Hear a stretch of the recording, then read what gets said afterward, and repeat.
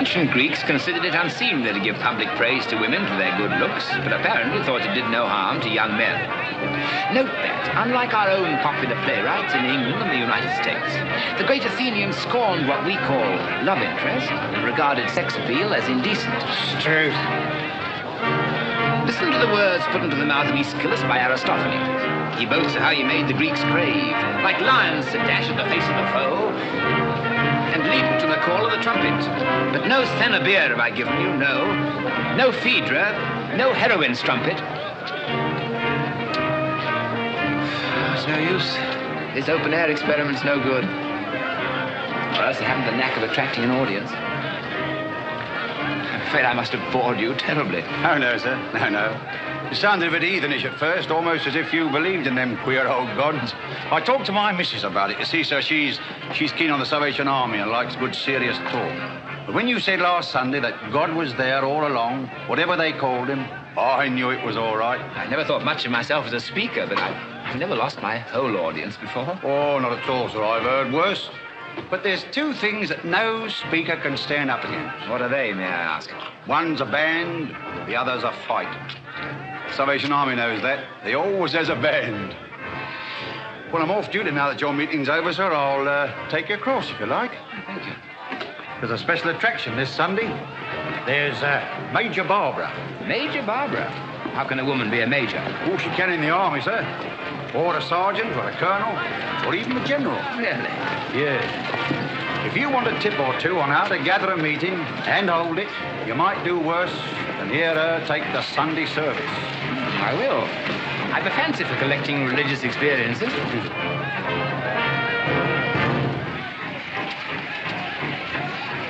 Amid all the poverty and ugliness of our lives here, the sin and the suffering, the grime and the smoke, the toil and the struggle, you know, and I know, that God is with us, always and everywhere.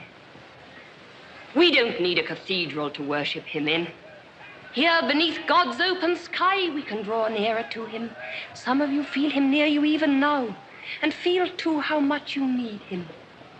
Won't you let him come into your life, now, today, as so many have done before? You want his strength, his guidance, his comfort. And you need his forgiveness and friendship. Some of you turn away from him in bitterness at the hardship of your lives, saying that you do not want God. You want happiness and beauty. God will give you both. There is no beauty like the beauty of the newly saved, who has found the unspeakable happiness that only the consciousness of God's presence and love can give. We in the army have our daily trials. Most of us are as poor as you are, but we are all happy, and the mark of that happiness is on us all for you to see. The rich are not happy. The poor have only to reach out their hands for God's happiness and take it. Is there anyone here who has courage enough to raise his hand as a sign that he would like us to pray for him? Make the decision now. In your need and loneliness, God can meet with you. There must be someone here who feels that he should raise his hand, but it isn't easy. It's the easiest thing in the world to do. You've done it often enough, to beckon to your child or to stop a trolley car. You feel too shy, perhaps. Never mind. I will pray for him, and God will give him the courage of a lion. Come, do not keep God waiting. Thousands have done it, and if you can find me one who has done it and been sorry afterwards, I will put off this dear uniform and never pray again. Come, come. I know there is someone. Ah, I found him. Let the brave gentleman come to the front. Make room for him, please. Give me your hand, dear brother. Will you come with me to our shelter where we pray together? Friends, you will now sing How Sweet the Name of Jesus Sounds.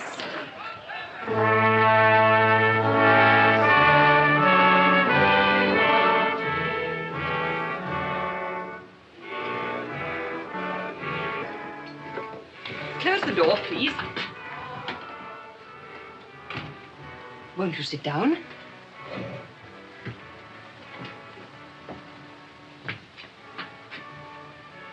Now, before we pray a little together, may I tell you to forget that we've never met before? You mustn't be shy and distant with me. I can see that all's well with you. I can see in your face the new happiness that has just come into your life. You're a new man. You're saved. You feel that, don't you? Listen to me, Major Barbara. I'm here on false pretenses. It is true that a new happiness has come into my life. A happiness which I never quite believed in. But at any rate, I thought would never come into my life. It has come. Thank God. Take care. It hasn't made me a better man. It's made me an utterly unscrupulous one. What do you mean? Look at me. Look deep into my eyes. Is the new happiness that you see there the kind of happiness you're thinking of? It must be. There's no other happiness like it. It gladdens my heart because, under God, I have brought it there. Good. Now, let me warn you that I'm a scholar and a gentleman. I'm as poor as a church mouse, like all scholars. I'm no good for anything in the way of worldly success. But what does that matter? We're all poor here. We never think of money or success. When all our money's spent, we pray for more. And it comes. It always comes. Take your mind off such things. And now, shall we pray together? I never pray. At least, not in your way. The new thing that's come to me is not that I'm saved. I was saved when I was 5 years old, when I first swallowed your religion. Since then, I've swallowed 20 religions. It's my life's work. I'm interested in the essence of all religions, not in their catchwords or in yours. Let us find it for you here. We can. Nonsense. I have more to teach you about religion than you could yet imagine. You think so? Then why have you come here with me? Why did you hold up your hand? Because I have impulses that I cannot explain. They come very seldom, but when they come, nothing can stop me. There's an end of my conscience, of my prudence, of my reason. Such an impulse seized me the moment I saw you. You may be poor. Our table manners may be different. Our relatives may not mix. Probably everything is against our associating with each other. No matter. I will join the army. I will put on a uniform and beat the drum. In short, I am hopelessly and forever in love with you, and will follow you to the end of the world until you marry me. Is that plain?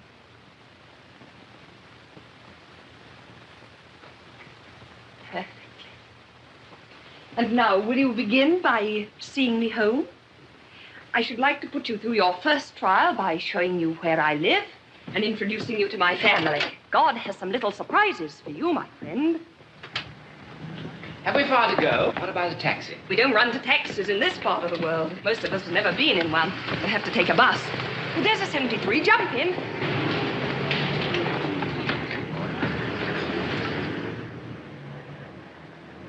Don't ring. I have a latch key. By the way, I'd better know your name before I go in. Well, you haven't mentioned yours, and it's I that have to introduce you. My name's Adolphus Cusins. Adolphus? What a name. I shall call you Dolly. My relatives do. I wish they didn't. Introduce me as Professor Cusins. Allude to me as Miss Undershaft. Undershaft. Not Undershaft, the Cannon King. The rival of Krupp and Skoda, the multimillionaire. Don't worry, Dolly. I haven't seen him since I was that high. You'll find my mother much more terrifying.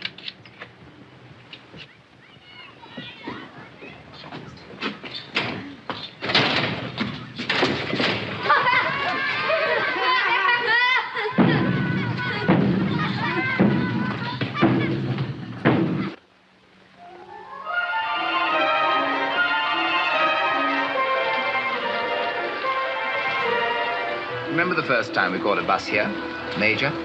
Yes, and you wanted to take me home in a taxi. I've cured you of those extravagant ideas, haven't I? Yes. Takes the daughter of a millionaire to teach economy to the penniless professor of Greek.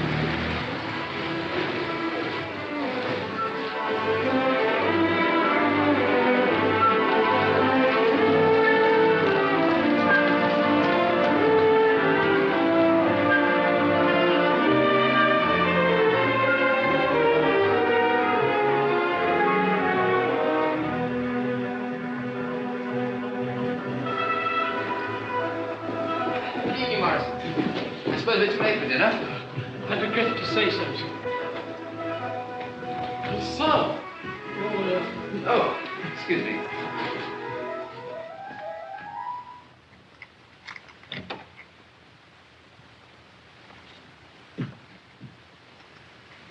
Is anything the matter, Mother?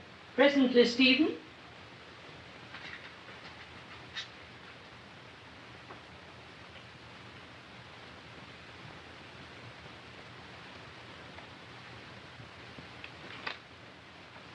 Don't begin to read, Stephen.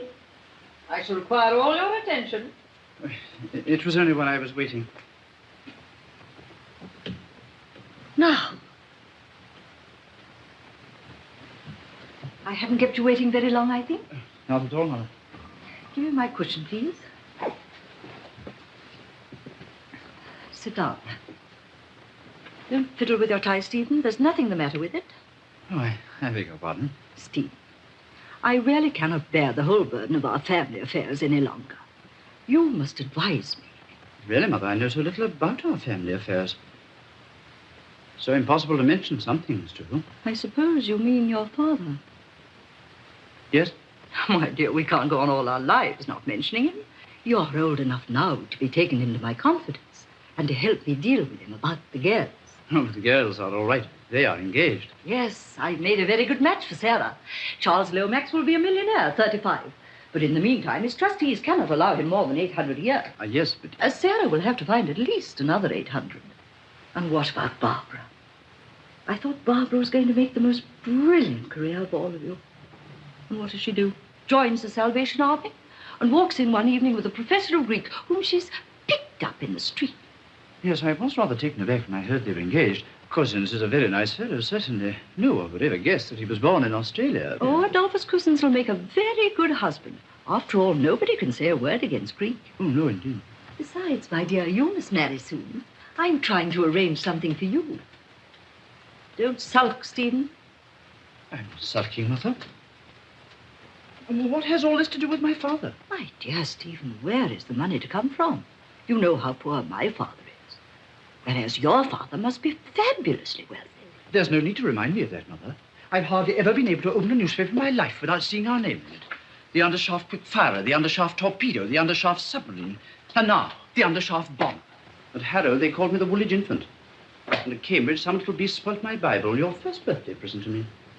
I'm writing underneath my name, son and heir to Undershaft and Lazarus, death and destruction dealers, address Christendom and Judea. But that wasn't so bad as the way people kowtowed to me everywhere I went. Because my father was making millions by selling cannon. Exactly. That's why he's able to behave as he does, openly defying every social and moral obligation. It's criminal.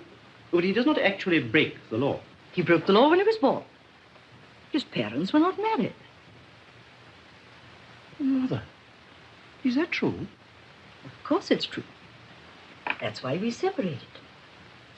But this is frightful for me, Mother, to have to speak to you about such things. Now, be a good boy, Stephen, and listen to me.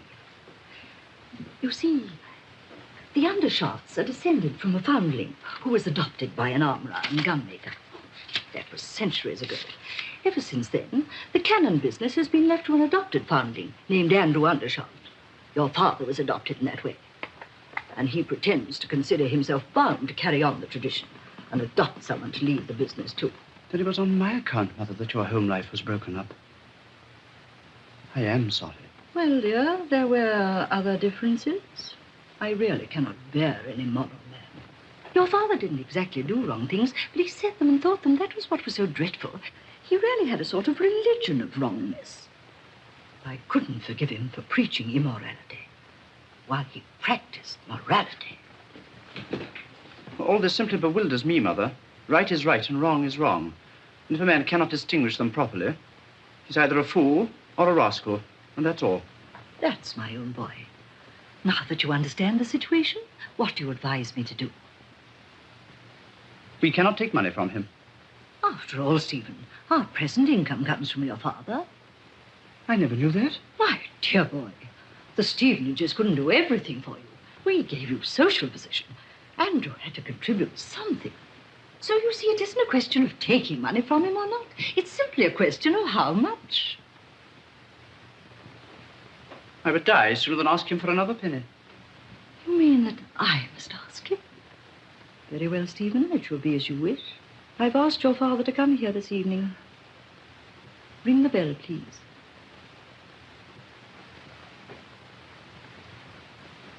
He may be here at any moment.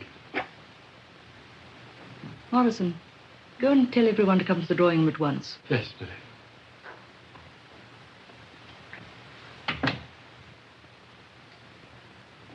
Mother, are Charlie and Dolly to come in? Barbara, I will not have Charles call Charlie. The vulgarity of it positively makes me ill. It's all right, Mother.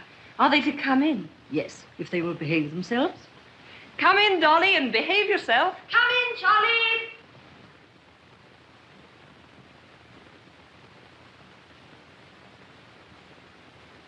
Sit down, all of you.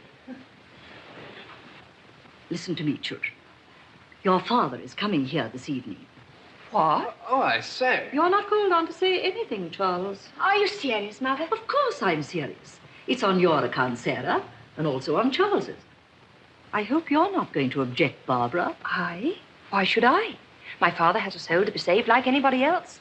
He's quite welcome as far as I'm concerned. Yes. Well, not that I mind him coming here, you know, if Sarah doesn't. Thank you. Adolphus, have I your permission to invite my own husband to my own house? You have my unhesitating support in everything you do, Lady Brett. I wonder how the old boy will take it. Much as the old girl will, no doubt, Charles. No, I didn't mean it. At least I... You didn't think, Charles. You never do. The result is you never mean anything. Now, please attend to me, children. Your father will be quite a stranger to us. I suppose he hasn't seen Sarah since she was a little kid, really. Not since she was a little kid, Charles, as you express it with that elegance of diction and refinement of thought that seem never to desert you. Accordingly...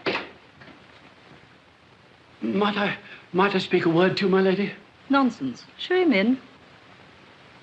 Yes, my lady.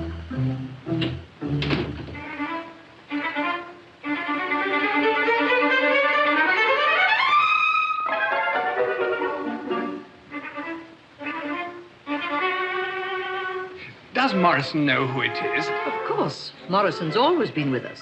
It must be a regular corker for him, don't you know? Is this a moment to get on my nerves, Charles? No, but this is something out of the ordinary.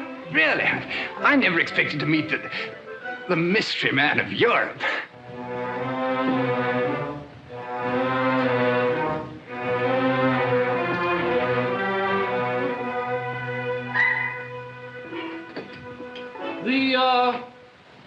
Mr. Undershaft.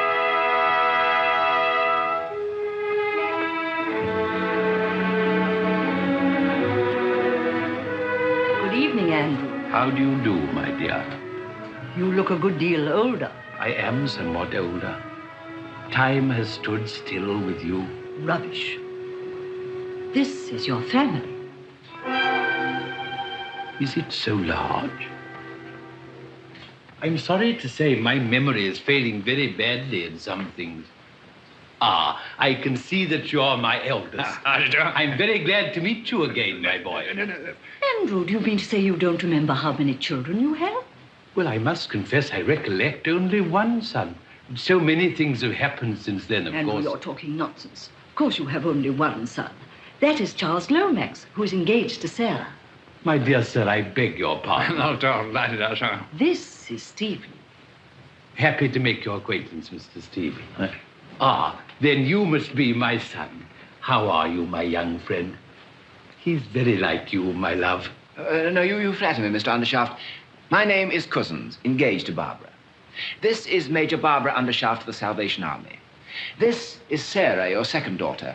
And that is Stephen Undershaft, your son. My dear Stephen, I beg your pardon. Not at all. Mr. Cusins, I'm much indebted to you for explaining so precisely. Barbara, my dear. Sarah. Oh, Sarah, of course. Barbara. I am right this time, I hope. Quite right. Sit down, all of you. Sit down, Andrew. Thank you, my love. Yeah, Oh. Thank you.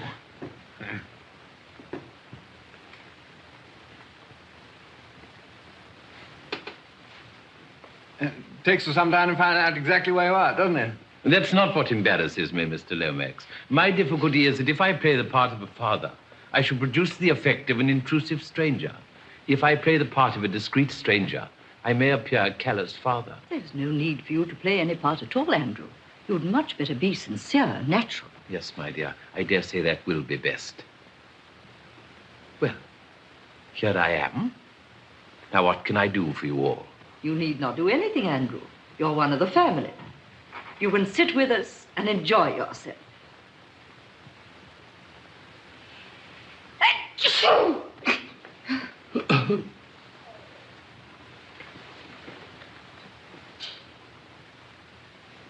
What on earth is this, Morrison? Your hot lemon and ginger, sir. Always at 9:15. Your memory seems to be a great deal better than mine. Charles Lomax, if you can behave yourself, behave yourself. If not, leave the room. I'm awfully sorry, Lady, but really, no, upon myself. Why don't you laugh if you want to, Charlie? It's good for your inside. Barbara, you've had the education of a lady. Please let your father see that. And don't talk like a street girl. Never mind me, my dear. As you know, I'm not a gentleman, and I was never educated. Oh, but nobody did it, I assure you. You look all right, you know. Oh, thank you very much. Charlie, I think you'd better play something for us. Oh, perhaps that sort of thing isn't in your line. I'm particularly fond of music. Are you? Well, you mustn't expect too much. Do you play, Barbara? Only the tambourine, but it's useful for taking the collections in at the end of our meetings. It's not my doing, Andrew. Barbara's old enough to go her own way. She has no father to advise her. Oh, yes, she has. There are no orphans in the Salvation Army. Your father there has a great many children and plenty of experience, How did you come to understand that? Charles, play us something at once. One moment, Mr. Lomax. I'm rather interested in the Salvation Army. Its motto might be my own. Blood and fire. But not your sort of blood and fire, no? Come down tomorrow to my shelter at Limehouse and see what we're doing. We're going to march to a great meeting at the Albert Hall. Come and see the shelter and then march with us. It'll do you a lot of good. Can you play anything? In my youth, I earned pennies and even shillings occasionally in the streets and public house parlors by my natural talent for step dancing. Later on, I became a member of our factory's orchestral society and performed passably on the tenor trombone. Well, that's splendid. Many a sinner has played himself into heaven on the trombone, thanks to the army. Really, Barbara, you go on as if religion were a pleasant subject. Do have some sense of propriety. I don't find it an unpleasant subject, my dear. It's the only one capable people really care for. Well, if you're determined to have it, I insist on having it in a proper and respectable way. This seems to be an admirable occasion for family prayers. Oh, I say. Charles, ring the bell. I'm afraid I must be going. You can't go so soon, Andrew. It'd be most improper. Sit down. My dear, I have conscientious scruples. May I suggest a compromise? If Barbara will conduct a little service elsewhere, I'll attend it willingly. I'll even take part if a trombone can be procured. Don't mock, Andrew. You don't think I'm mocking my love, I hope. No, of course not. And it wouldn't matter if you were. Half the army came to their first meeting for a joke. Come along to the nursery, Papa. Come on, Dolly. Dolly. I will not be disobeyed by everybody. Adolphus, sit down. Charles, you may go. You're not fit for prayers. You cannot keep your countenance. But you, Adolphus, can behave yourself if you choose to. I insist on your stay. My dear Lady Britt, there are things in the family prayer book that I couldn't bear to hear you say. What things, pray? Well, you'd have to say before everyone, we've done those things we ought not to have done. Left undone those things we ought to have done, and there's no health in us. And I couldn't bear to hear you doing yourself such an injustice. As to myself, I flatly deny it, so I must go. Well, go. And remember this, Adolphus. I have a very strong suspicion that you went to the Salvation Army to worship Barbara and nothing else. And I quite appreciate the very clever way in which you systematically humbugged me. I found you out. Take care Barbara doesn't. That's all. Don't give me away.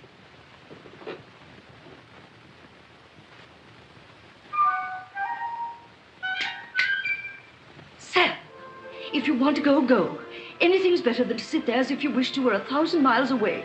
Very well, Mama.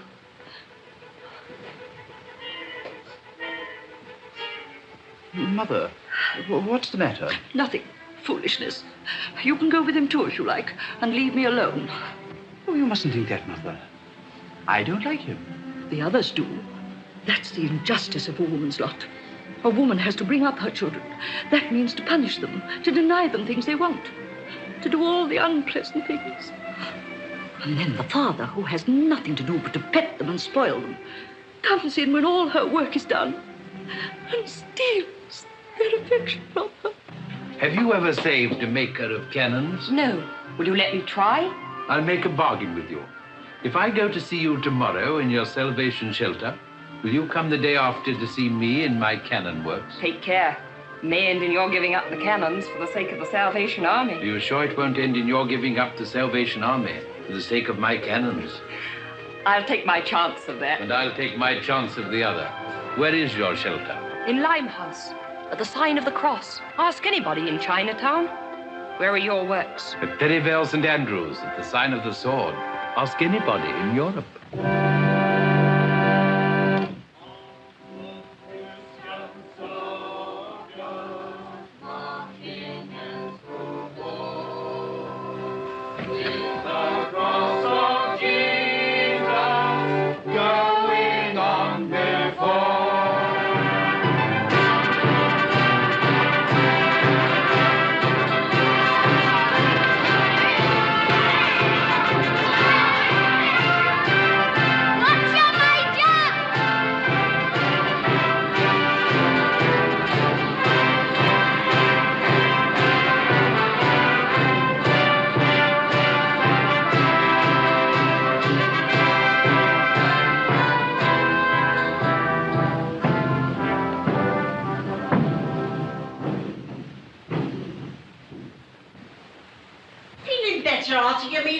No. Call this a meal? Good enough for you, perhaps. What is it to me, an intelligent working man? Working man? Yes.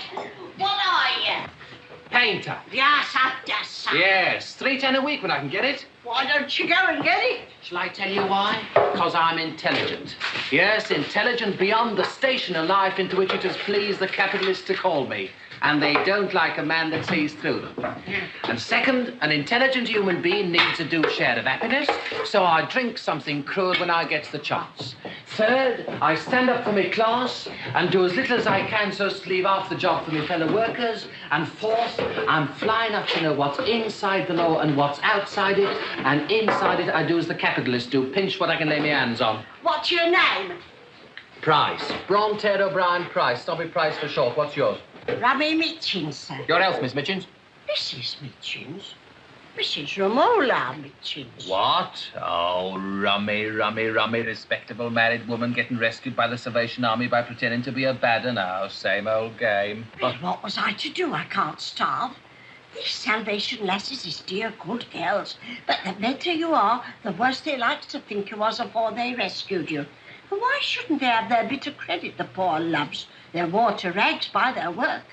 And where would they get the money to rescue us if we was to let on that we was no worse than other people? That's right. You know what ladies and gentlemen are. Ah, thieving swine.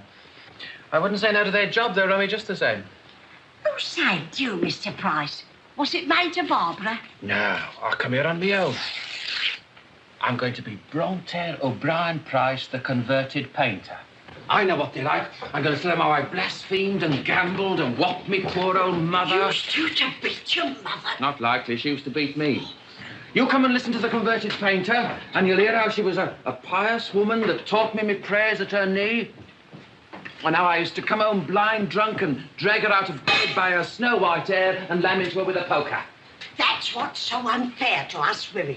Your confessions is just as big lies as ours is. Yeah. But you men could stand up and tell your lies right out at the meeting and be made much of for it. While the sort of confessions we has to make has to be whispered to one lady at a time. Take right, in spite of all their piety. Right? Do you suppose the Salvation Army'd be allowed if it went and did right? Not much. It combs our hair and turns us into good little blokes to be robbed and put upon. But I can play the game as good as any of them. I'll see somebody struck by lightning, or I'll hear a voice saying, "Snobby Price, where will you spend eternity?" Oh, I'll have a time of it, I can tell you. Come, pluck up. You'll be all right. Oh, poor old man. Cheer up, brother. You'll find rest and peace and happiness here. Hurry up with the food, miss. He's fair done. I shan't be long. But Buck up, Daddy. She's going to fetch you a nice thick slice of bread and scrape and a mug of sky blue. Keep up your old art. Never say die. I ain't old, man. I'm only 49. Well, that grey pet's come in my hair before I was 30. Am I to be turned out in the street to starve for it? And my job given to a younger man what can't do it no better than I can? Well, no good jawing about it. You're only a jumped-up, chucked-off hospital turn-out incurable of an old working man who cares about your way. You make the thieving swine give you a square meal. They stolen plenty from you. You get a bit of your own back. Ah, there we are, brother. Now, you ask a blessing and tuck that into you. Go on. There. Well, I never took nothing at all. Oh, come, come. The Lord wasn't above taking bread from his friends, so why should you be? Besides, when we find you a job, you can pay us for it if you like. Yes, miss. Yeah, that's right. I can pay you back. It's only a loan. Well, Rummy, are you more comfortable today? Bless you, lovey. You fed my body and saved my soul, didn't you? You look ready to drop. Sit down and rest a bit. Oh, not yet, Rummy. There's more work than we can do. I mustn't stop. You try a prayer for just 2 minutes. You'll work all the better after. Oh, isn't it wonderful how a few minutes' prayer revives you? I was quite lightheaded this morning. I was so tired. But Major Barbara just sent me to pray for 5 minutes. And I was able to go on as if I'd only just begun. Did you have a piece of bread, Mr. Price? Yes, miss, but I got the piece that I value more, and that's the piece that passeth all understanding. Glory, hallelujah. Oh, that makes me so happy. When you say that, I feel wicked for loitering here. Oh, I must get to work again.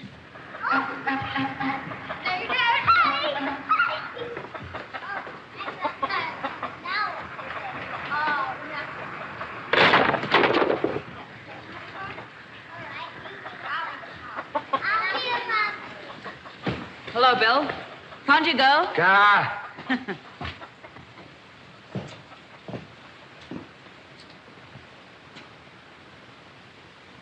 I know you. You're the one what took my girl away, aren't you? You're the one what set her against me. Well, I've come to get her out, see? Tell her Bill Walker wants to see her. She'll know what that means. And you start to jaw back at me and I'll start on you, do you hear? There's your way. In you go. Easy there, mate. She ain't done you no Who harm. are you calling, mate? Standing up for her, are you? Put up your hands. You great brute! Oh, God forgive you. How could you strike an old woman like that? You go and forgive me again, and I'll go and forgive you one on the jaw that'll stop you praying for a week. Have you anything to say against that? No, matey, she had nothing to do with me. No. Good job for you, you staff care. Now, are you going to fetch out Moggy, but Jim, am I going to knock your block off and fetch her out myself, eh? Oh, please, someone go in and tell Major Barbara. You want to tell your Major and me, do you? Please don't drag my hair. Let me go. Do you or don't you? Yes or no? Oh, God, give me strength. Oh. Go and show her that and tell her, if she wants one like it, to come and interfere with me.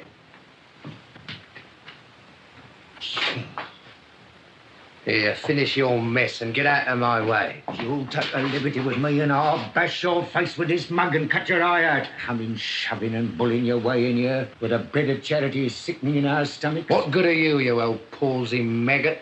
What good are you? As good as you and better. I'll do a day's work again you or any other fat young soaker of your age. Well, what do you know? Not even how to behave yourself. Coming in here and laying your dirty fist across the mouth of a respectable woman. Don't provoke me to lay it across yours, do you hear? Yeah, you'd like to hit a old man, wouldn't you? After you done with the women. I ain't seen you hit a young man yet. You lie, you old soup kitchener, you. There was a young man here just now. Did I offer to hit him or did I not? Was he starving or was he not? Was he a man? Or just a cross-eyed thief and a loafer?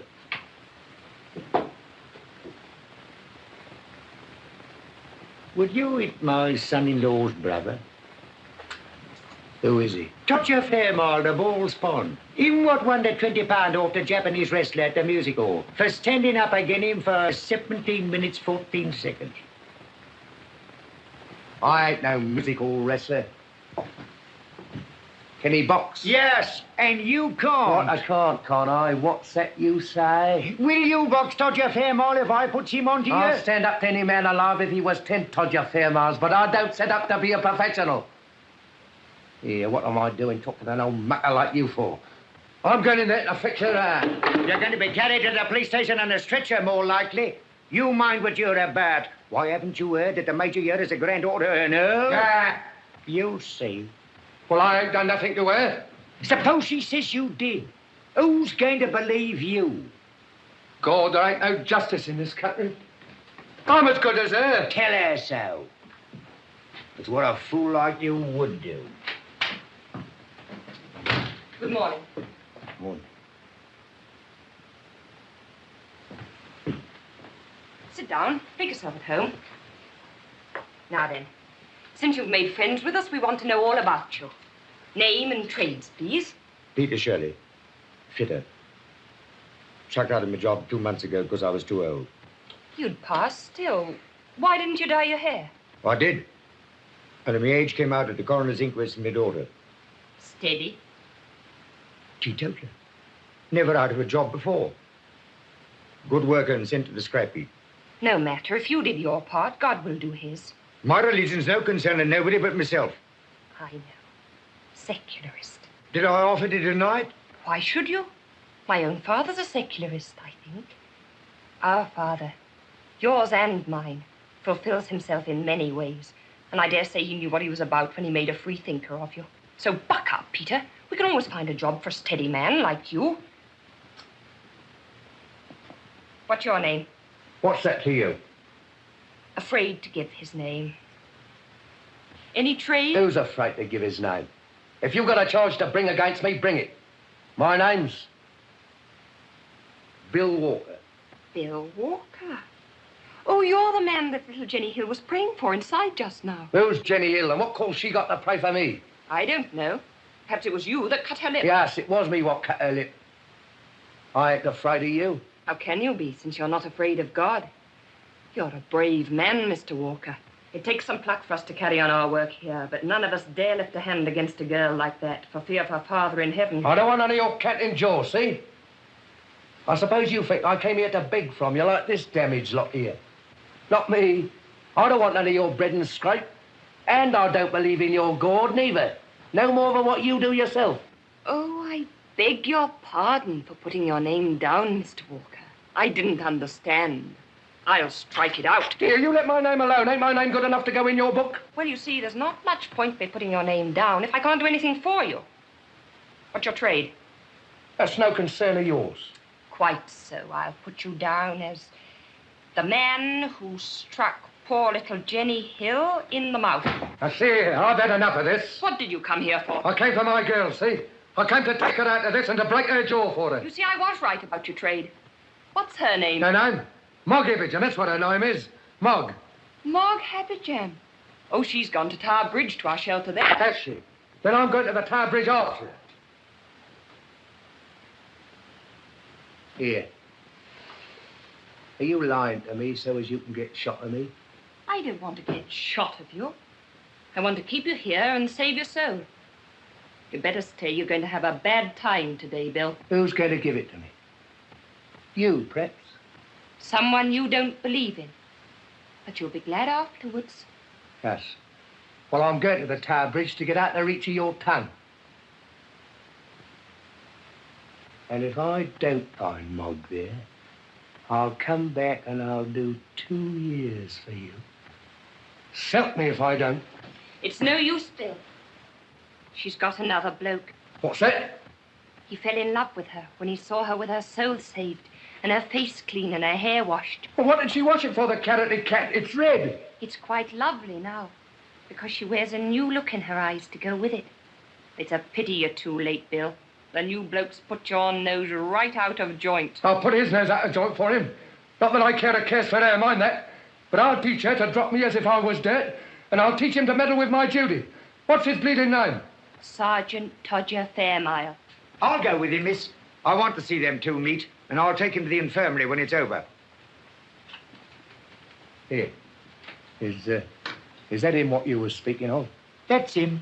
Him what wrestled with the Jap? That's him. Only he's given up fighting for religion. So he's a bit fresh for want of exercise, but he'll be very glad to see you. Come along. Here. What's his weight? 14.5. Go and talk to him, Bill. He'll convert you. He'll convert your head into a mashed potato. I ain't afraid of him. I ain't afraid of nobody.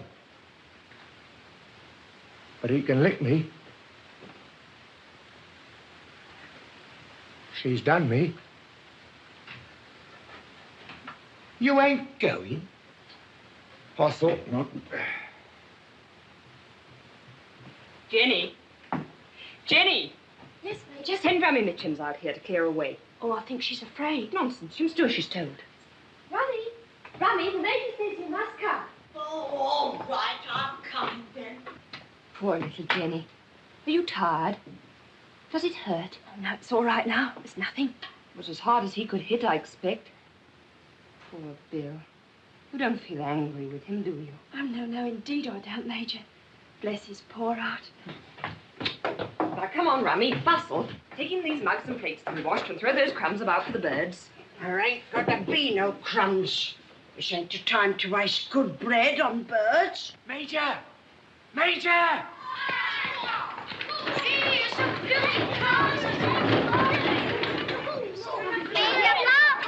Well, my dear. Hello, Papa. So you kept your promise. I'd have the law on you, you flat-eared, pig-nosed pop, Oliver, you! If she let me, you're no gentleman, you ain't! Treat a lady in the face! You're in with you, before you get yourself into more trouble. Huh? I ain't never had the pleasure of being introduced to you, as I can remember. Welcome to the shelter, sir. Look at old Beaver! What's the matter? Don't talk to me, do you hear? You leave me alone or I'll do you a mischief. I ain't dead under your feet anyhow. Don't you be afeard. You ain't as prime company as you need expect to be sort of. Get out, will you? Oh, there you are, Mr. Shirley. This is my father. I told you he was a secularist, didn't I? Perhaps we'll be able to comfort one another. A secularist? Not the least in the world. On the contrary, I'm a confirmed mystic. I'm sorry. By the way, Papa, what is your religion, in case I have to introduce you again? My religion? My dear, I'm a millionaire. That's my religion. Well, then I'm afraid you and Mr. Shirley won't be able to comfort one another after all. You're not a millionaire, are you, Peter? No. I'm proud of it. Poverty, my friend, isn't a thing to be proud of. Who made your millions for you? Me and my like. What kept us poor? Keeping you rich. I wouldn't have your conscience, not for all your income. And I wouldn't have your income, not for all your conscience, Mr. Shirley. You wouldn't think he was my father, would you, Peter? Will you go into the kitchen and lend the lasses a hand? Oh, yes, I'm in their debt for a meal, ain't I? No, not because you're in their debt, but for love of them, Peter, for love of them. There, now, don't stare at me. In with you, and give that conscience of yours a holiday. Oh, never mind me, my dear. You just go about your work and let me watch it for a while. Very well, Papa. For instance, what's the matter with this outpatient over here? Oh, we'll cure him in no time. Just wait.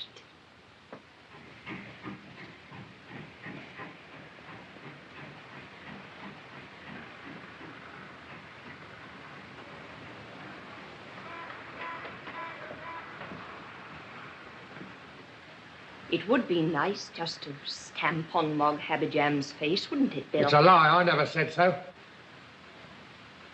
Who told you what was in my mind? Only your new friend. What new friend? The devil, Bill.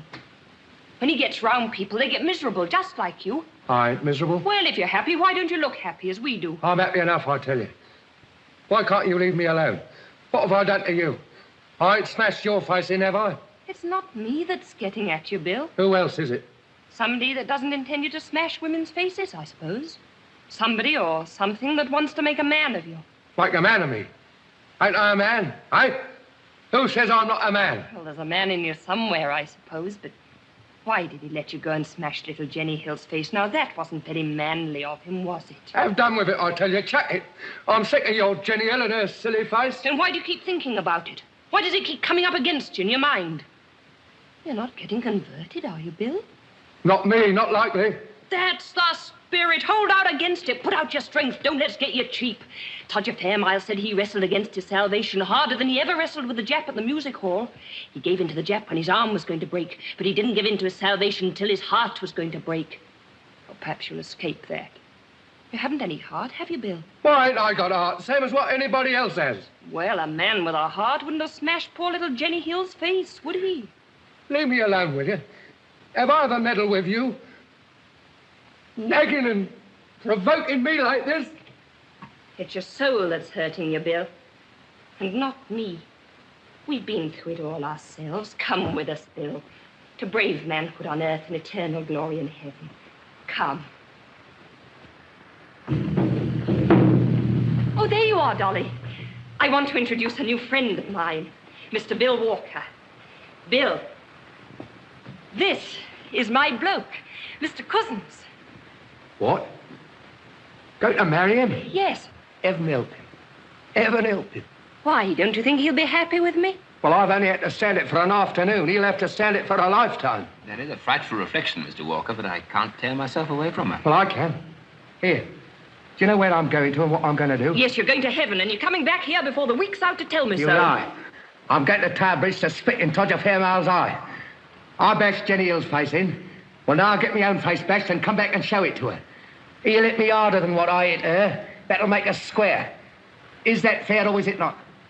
You're a gentleman. You ought to know. But two black eyes won't make one white one, Bill. Can't you never keep your mouth shut? I asked the gentleman. Yes, I think you're right, Mr. Walker. Yes, I should do it. It's curious. It's exactly what an ancient Greek would have done. But what good will it do? Well, it'll give Mr. Fairmile some exercise, and it'll satisfy Mr. Walker's soul. There ain't no such thing as a soul.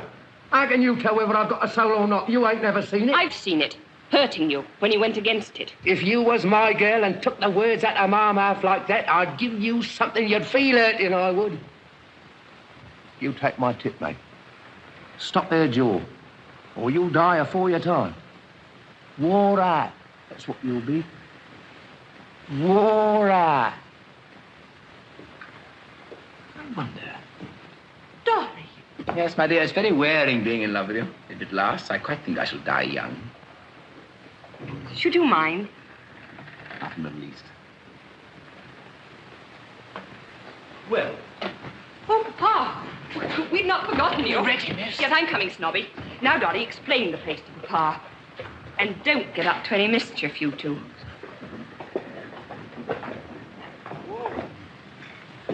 Once the rowdiest pub in the district. Barbara has converted it. She's quite original in her methods. Barbara Undershaft would be. Her inspiration comes from within herself. It's the Undershaft inheritance. I shall hand on my torch to my daughter. She shall make my converts and preach my gospel. What, money and gunpowder? Yes, money and gunpowder, freedom and power, command of life and command of death. This is extremely interesting, Mr. Undershaft. Of course you know you're mad. And you? Oh, mad as a hatter. You're welcome to my secret, now I've discovered yours. I'm astonished. Can a madman make cannon? Would anyone else but a madman make them? And now, question for question, can a sane woman make a man of a waster or a woman of a worm? Are there 2 mad people or 3 in the shelter today? You mean Barbara's as mad as we are? My dear Professor, let's call things by their proper names. I am a millionaire. You're a Greek scholar. Barbara is a savior of souls. What have we 3 to do with the common mob of slaves and idolaters? Take care. Barbara's in love with the common people, so am I. Have you never felt the romance of that love? Romance? You ever been in love with poverty like St. Francis? You ever been in love with dirt like St. Simeon? You ever been in love with disease and suffering like our nurses and philanthropists? Such passions are unnatural. This love of the common people may please an earl's granddaughter and a university professor. But I've been a poor man and a common man, and it has no romance for me. Leave it to the poor to pretend that poverty is a blessing. We know better than that. We three must stand together above the common people and help their children to climb up beside us. Barbara must belong to us, not to the Salvation Army. Well, I can only say that if you think you can get her away from the Salvation Army by talking to her as you've been talking to me, then you don't know Barbara. My friend, I never ask for what I can buy. Do I understand you to imply that you can buy Barbara? No, but I can buy the Salvation Army. Tell that to Barbara if you dare. I've hardly ever seen them so much moved as they were by your confession, Mr. Price. I could almost be glad in my past wickedness if it had helped to keep others straight. Oh, it will, Snobby. It will. Oh, Father, we've just had the most wonderful experience. Snobby Price drew our biggest crowd for months. Jenny, how much? 4 and 10 pence, Major. Oh, Snobby, if you'd given your poor mother just one more kick, we should have got the whole 5 shillings. If she heard you say that, miss, she'd be sorry I didn't. Oh, what a joy it'll be to her when she hears I'm saved. Shall I contribute the odd tuppence, Barbara? The millionaire's mite, How did you make that tuppence? As usual, my dear, by selling cannons, torpedoes, and submarines. Put it back in your pocket. You can't buy your salvation here for tuppence. You must work it out. Isn't tuppence enough? I could afford a little more if you pressed me. 2 million millions would not be enough. Your kind of money is no use. Take it away. Dolly, you must write another letter to the papers for me. Oh, I know you don't like it, but it must be done. The General says we've got to close this shelter if we can't get more money. I force the collections at the meetings until I'm ashamed, don't I, Snobby? Oh, it's a fair treat to see the way you work it, Major. The way you got 'em up from 3 and 6 to 4 and 10 in that hymn, penny by penny and verse by verse, was a caution. Not a cheap jack on Mile End Waste could have touched her at it. Excuse me, sir. I wish we could do without it. What use are these handfuls of pennies and halfpennies? We want thousands, tens of thousands, hundreds of thousands. I want to convert people, not to be always begging for the army. In a way, I'd sooner die than beg for myself. But how are we to feed them? I can't talk religion to a man with bodily hunger in his eyes. Oh, it's frightful. Oh, Major, dear. Now, don't comfort me, Jenny. It's all right. We'll get the money. How? By praying for it, of course. It was the General. She's coming to march with us to our big meeting. And she's very anxious to meet you. For some reason or other. Perhaps she'll convert you. My dear, I shall be delighted.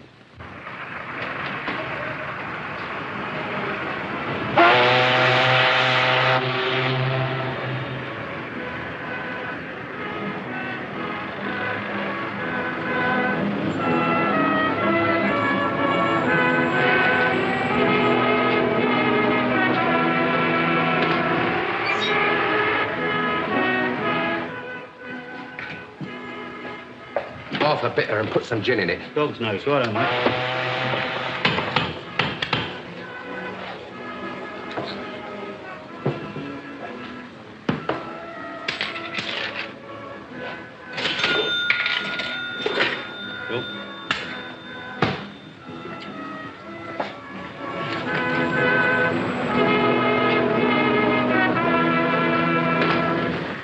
You all know who I am.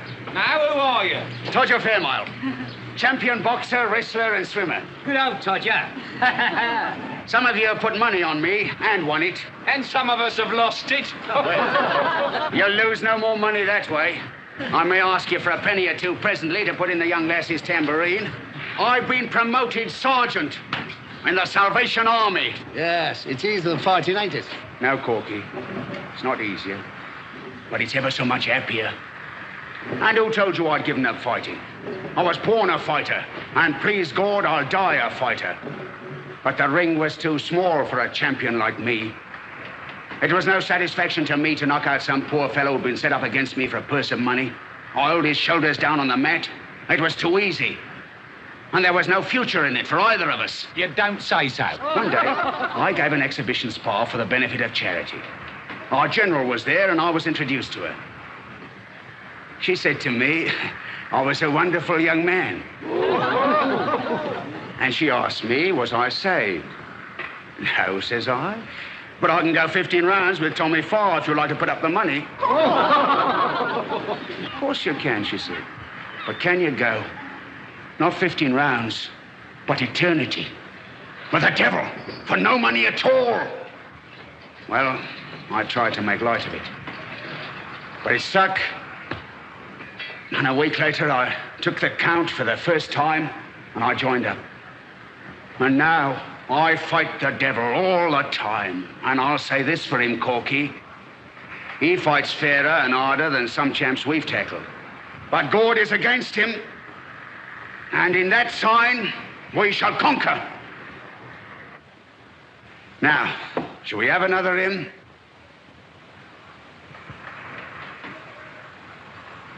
You're Todger Fairmile, are you? Sergeant Fairmile, at your service. You're the one what took my girl away, are you? And I'm a mug Ibbagem. Bill!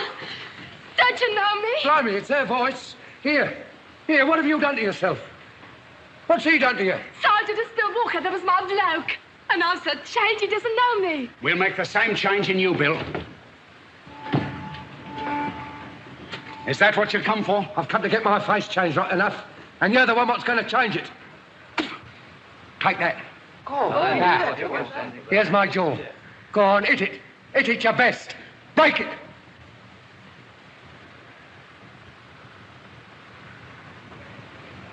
Oh, that I should be found worthy to be spit upon for the gospel's sake. Hit it! Glory, hallelujah. Glory, hallelujah. Bill, you shouldn't have done that. You've spit in the face of your salvation. Listen here, you. Do you know I slept with a girl named Jenny Hill? One of your limehouse lasses? We do. Has she converted you? Keep your mind off this conversion business and listen to what I'm saying. I broke Jenny Hill's jaw this morning. Oh, no, you didn't, Bill.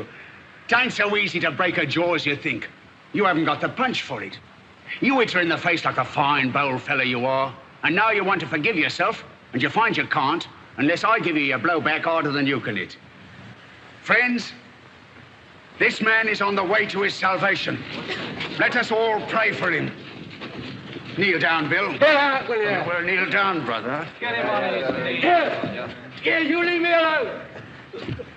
What do you think I'm made of, cast iron? Brother, pray with us. Dear Lord, break his stubborn spirit, but don't hurt his dear heart. Never mind my dear heart. How about my ribs?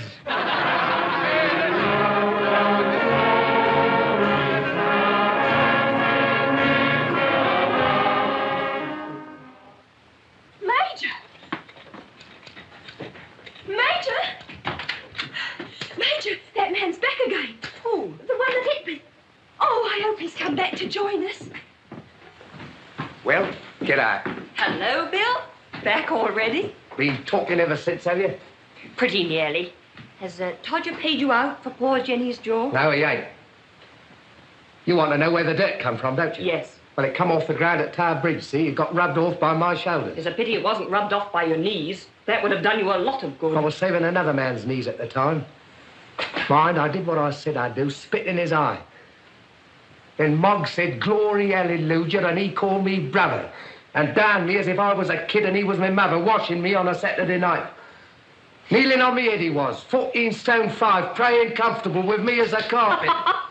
Served you right, Bill. Oh, I wish I'd been there. Yes, you'd have got an extra bit of talk on me, wouldn't you? Yes. I'm so sorry, Mr. Walker. Don't you go being sorry for me. What I done, I'll pay for. I tried to get my own jaw broke to satisfy you. Oh, no. I tell you I did. And if I can't satisfy you one way, then I can another. Listen. Here's my last quid. Now take it. And let's have no more of your forgiving and praying and your major jaw in it. Oh, no, I couldn't take it, Mr. Walker. But if you would give a shilling or two of it to poor Rummy Mitchins. Now, you really did hurt her, and she's old. Not me, not likely. I'd give her another as soon as look at her. She ain't forgiven me. Not much. It's this Christian game of yours I want to have played up against me. I won't have it, I tell you. So take your money and stop throwing your silly bash face up against mine. Major, may I take a little of it for the army? No. The army's not to be bought. Bill, we want your soul, and we'll take nothing less. I know. Me and my few bob ain't good enough for you. You're an earl's granddaughter, you are. Nothing less than £100 would do for you. Come, Barbara, you could do a great deal of good with £100. If you'll set this gentleman's mind at ease by taking his £1, I'll give you the other 99. Oh, Papa, you're too extravagant. Bill offers 20 pieces of silver. All you need offer is the other 10. That will make the standard price to buy anybody who's for sale. Well, I'm not, and the army's not. Bill, you'll never have another quiet moment until you come round to us. You can't stand out against your salvation. I can't stand out against music hall wrestlers and artful-tongued women. I've offered to pay and I can't do no more. There it is. Take it or leave it. Mr. Walker, apparently we're in the same boat. Perhaps we can help each other. You'd better come and see me. I don't want none of your charity. It's not charity I'm offering you, it's work. My dear, it was an inspiration to have asked your father here today. God needs him, Major. God needs him.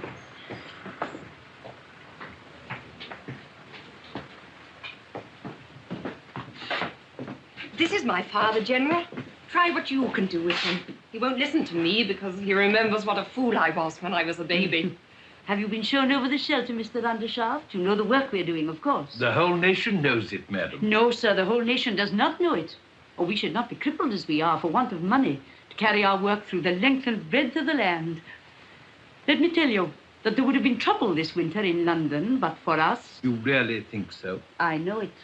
I remember last year when all you rich gentlemen hardened your hearts against the cry of the poor. They demonstrated outside your clubs in Piccadilly. And actually walked into the Ritz and demanded a meal. I remember very well. Well, won't you help us to get at the people?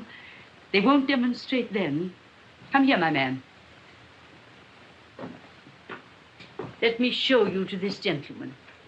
You remember the epidemic of window smashing? Remember it? I was the ringleader, Mum. Would you break windows now? Oh, no, Mum. The windows of heaven have been opened to me. I know now that the rich man is a poor sinner like myself. Begging your pardon, Mum. Mr. Price, your mother's asking for you. She's heard about your confession. Go, my friend, go to your mother and pray for her. You can come through the kitchen, Mr. Price. Oh, I couldn't face her now, Mum, not with the weight of my sins fresh on me. Tell her she'll find her son at home, waiting for her in prayer.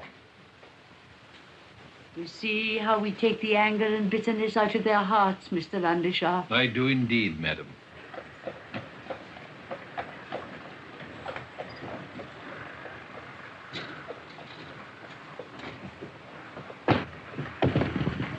Who's been bashing whose mother?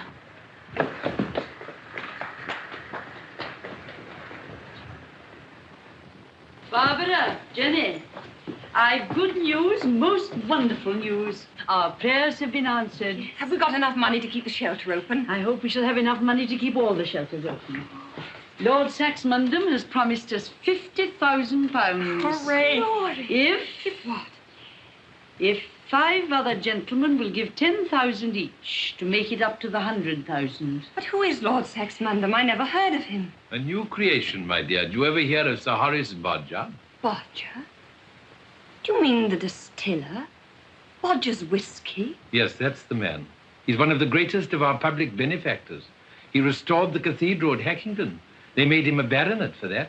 He gave $500,000 to the funds of his party. They made him a viscount for that. What'll they give him for the 50,000? There's nothing left to give him, so the 50,000, I imagine, is to save his soul. Heaven grant it may. Oh, Mr. Undershaft, you have some very rich friends. Can't you help us towards the other 50,000? Look, we're going to hold a great meeting this evening at the Albert Hall. If I could only announce that one gentleman had come forward to support Lord Saxmundham, others would follow. Don't you know somebody? Couldn't you? Wouldn't you? Oh, think of those poor people, Mr. Undershaft. Think of how much it means to them and how little to a great man like you. Madam, you're irresistible. I can't disappoint you. And I can't deny myself the satisfaction of making Bodger pay up. You shall have your 50,000. Thank God. You don't thank me, madam. Oh, sir, don't try to be cynical. Don't be ashamed of being a good man. The Lord will bless you abundantly, and our prayers will be like a strong fortification round you all the days of your life. You'll let me have the check to show at the meeting, won't you? Mr. Duff. Thank you. I prefer my own.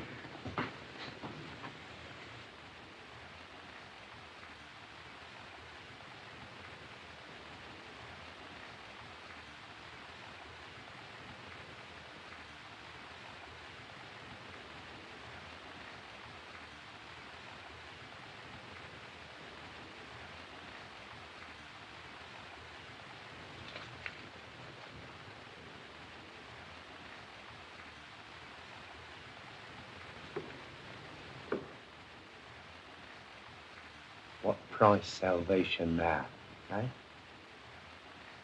Stop! General, are you really going to take this money? Why not, my dear? Why not?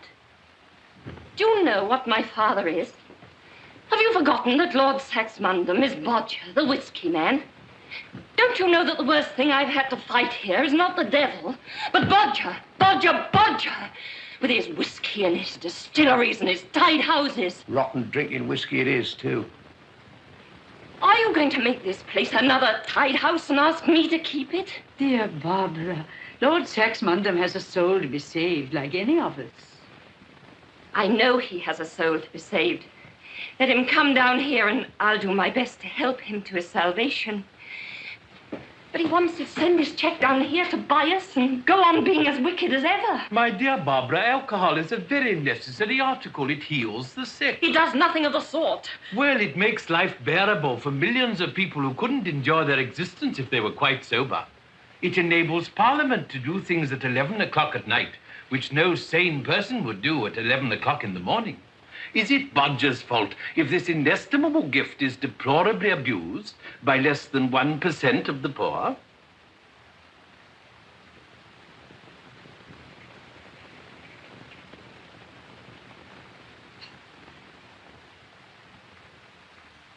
Barbara, will there be less drinking or more if all those poor souls we are saving come tomorrow and find the doors of the shelter shut in their faces?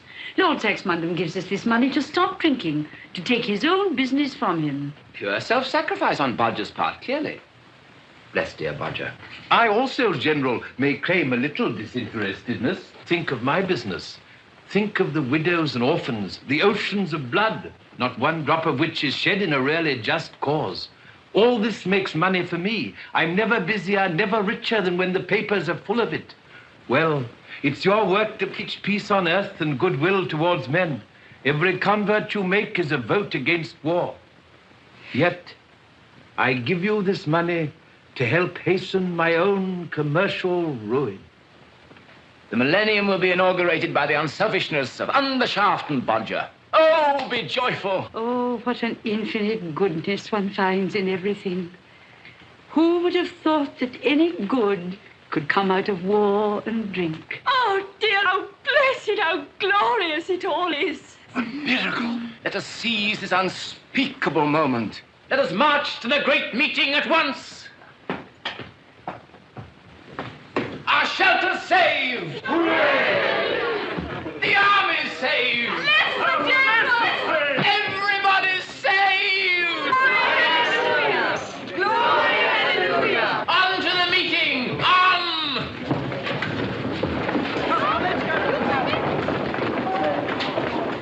Mr. Undershaft, have you ever seen 5,000 people fall on their knees with one impulse and pray?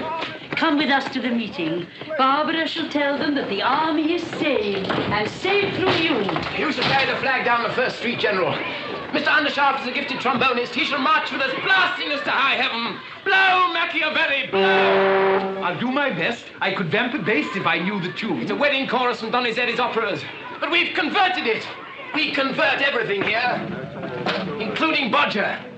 You remember the chorus? For thee, immense rejoicing, immenso jubilo, immenso jubilo. Rum-dum-de-dum-dum. Dolly, you're breaking my heart. What's a broken heart, more or less, here? St. Undershaft and St. Bodger have descended, the patron saints of peace and temperance. I am possessed! Come, Barbara.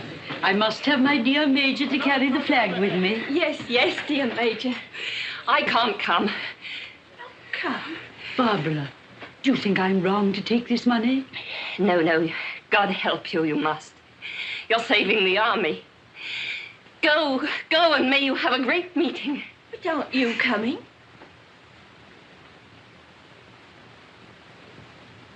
No. Barbara, what are you doing? Major, you can't be going to leave us. Father, come here. My dear.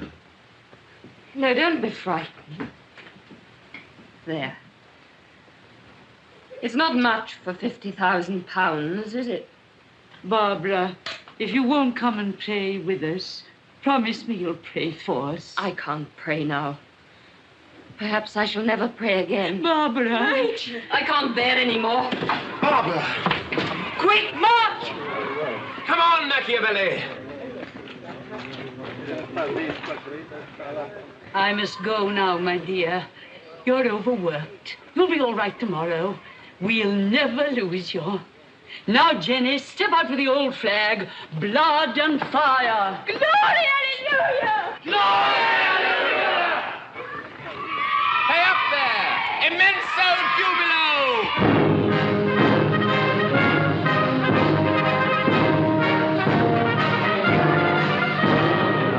Blood and fire!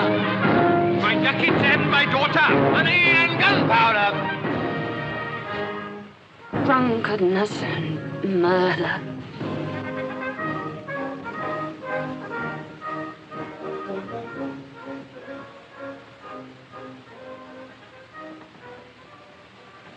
My God,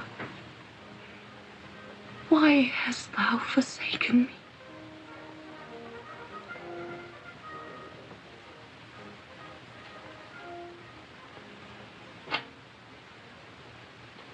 What price salvation now?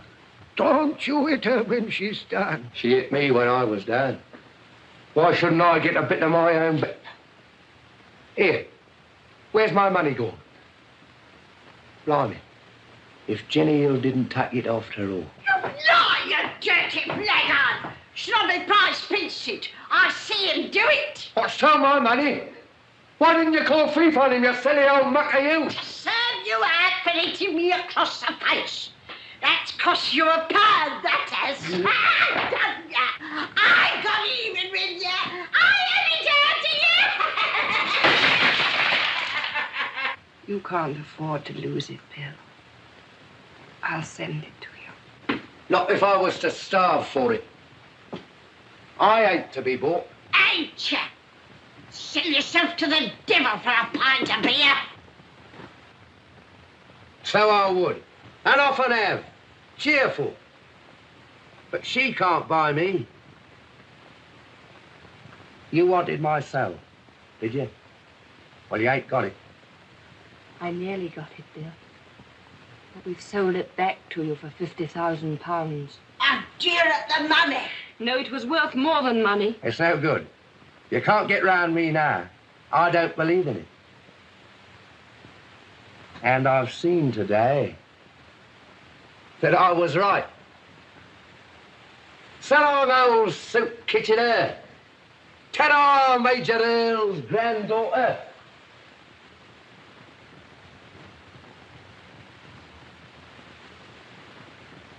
What price salvation now? Snobby price. Cook. Goodbye, Bill. Get out.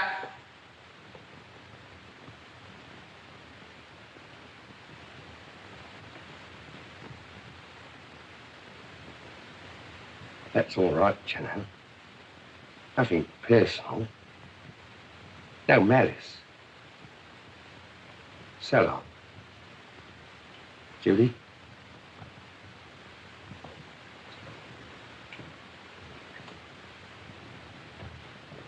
No malice. So long, Bill. All clear, Rummy. He's gone.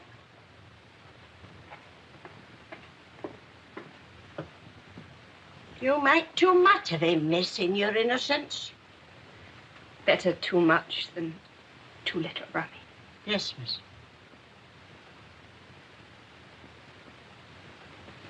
Forgive me.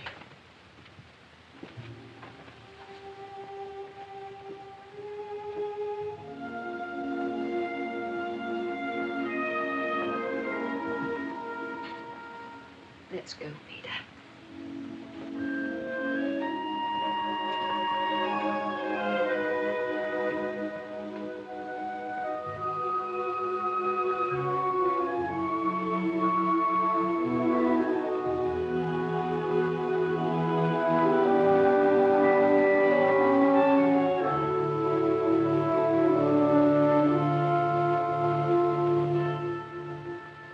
Peter, I'm like you now.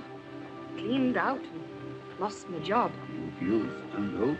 That's two better than me. I'll get you a job, Peter. That's hope for you. The youth will have to be enough for me. I've just enough left for 2 good teas and my bus home. Don't be proud, Peter. It's sharing between friends. And promise me you'll talk to me and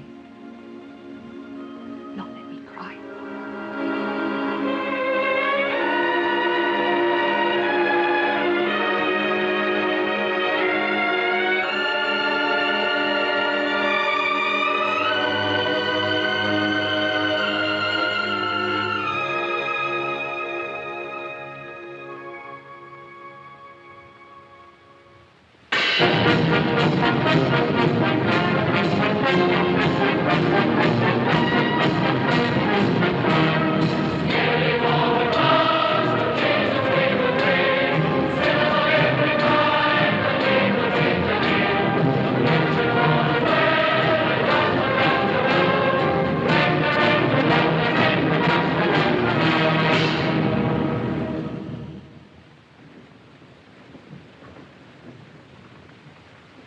Let us pray.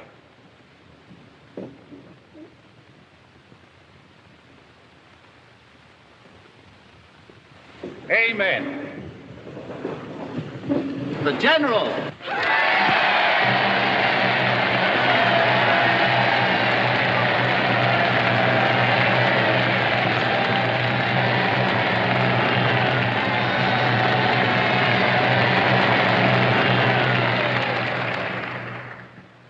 Friends, we have a duty tonight which we must not forget.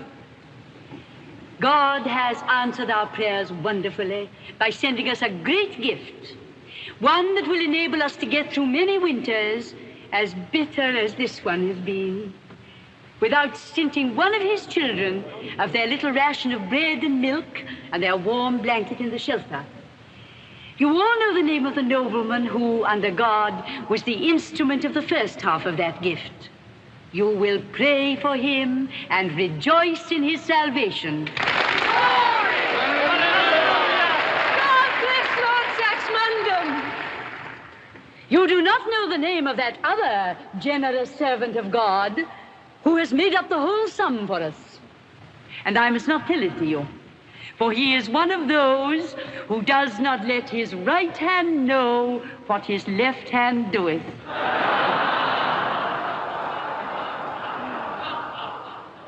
Friends, he is here among us tonight.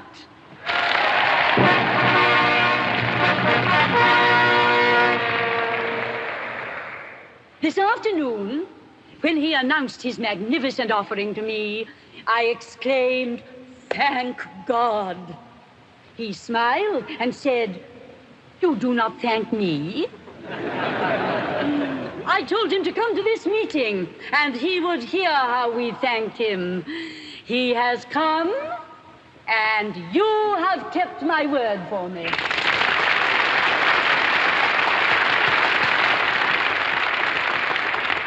My friends, you may not know him on this side of the grave, but when we cross the river over there, he will be there with us still, and you will know him by the seal of God on his brow. Lord.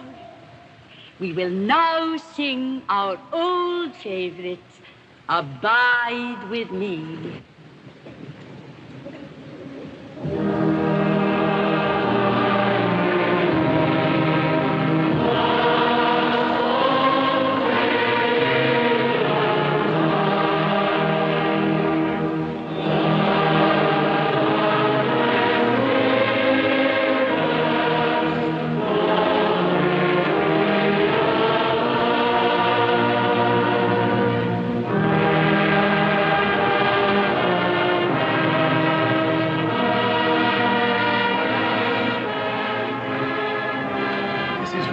than I bargained for. Come and have supper with me at my flat. I've got something to say to you. We'll pick up a cab outside. Yes, but I must call at Wilton Crescent to ask if Barbara's got home safely. Never mind Barbara. She can look after herself, and her uniform will protect her better than 10 policemen. Come on. It's about Barbara I want to talk to you.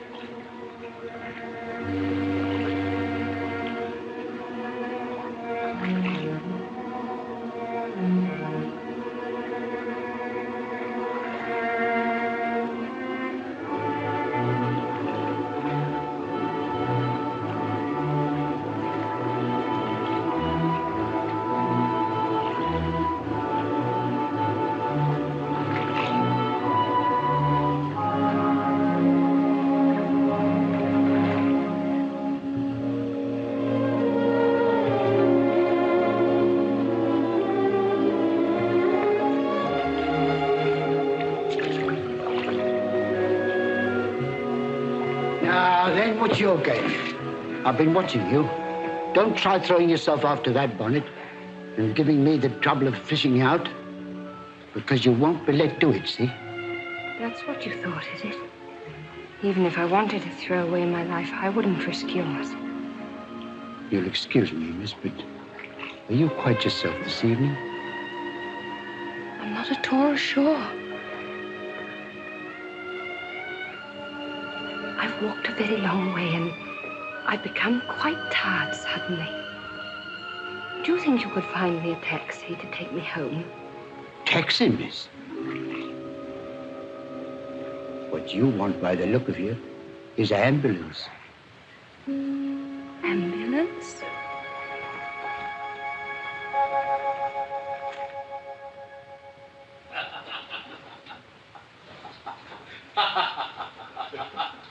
But she said, you don't take me, madam. A remarkable woman. It's nice and warm in here. Help yourself, my friend. Have some brandy. No, thanks. I'll have some water. My throat's still dry. I don't know how to sing, and the result of my attempts at the meetings is always incipient laryngitis.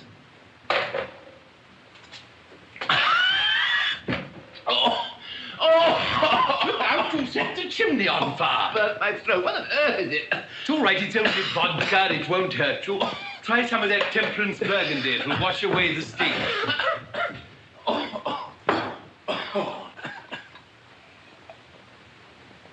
He may call it a temperance burgundy, sir, but I should be sorry to venture on more than one glass of it myself.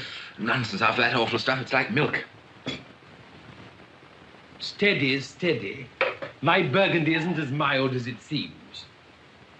Oh, are you all right? Perfectly. Good. You don't mind if I get rid of this? That means you're getting rid of Barbara. Not at all. Yes, she refused to swallow Bodger's whiskey. Do you think she's any more likely to swallow your money and gunpowder? She's swallowed a good deal of it already, my friend. What do you suppose she's been living on all these years? You think you'll end by making me swallow them, don't you? Both of you will have to swallow them. They're mystical powers above and behind the three of us that will make short work of your scruples. Do you think I don't know all about the mystical powers, Machiavelli? You remember what Euripides said about your money and gunpowder? No. One and another in money and guns may outpass his brother. And men in their millions float and flow and seed with a million hopes as leaven. And they win their will or they miss their will. And their hopes are dead or are pined for still. But whoe'er can know as the long days go that to live is happy, as found is heaven. It's my translation. What do you think of it? I think, my friend, that if you wish to know as the long days go that to live is happy, you must first acquire money enough for a decent life and power enough to be your own master. You're damnably discouraging. What else is wisdom?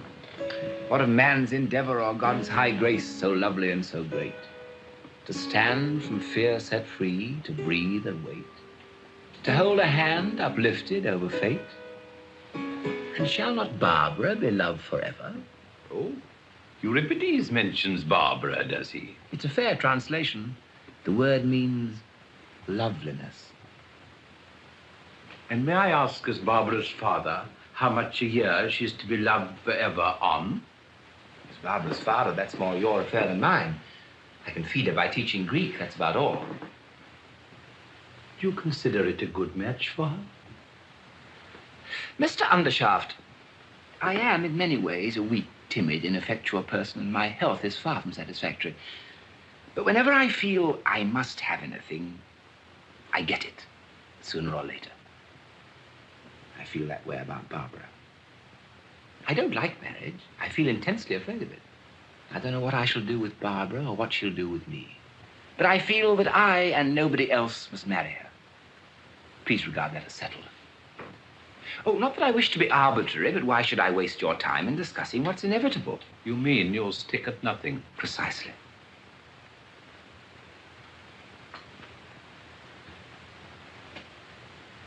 Professor Cusins, you're a young man after my own heart.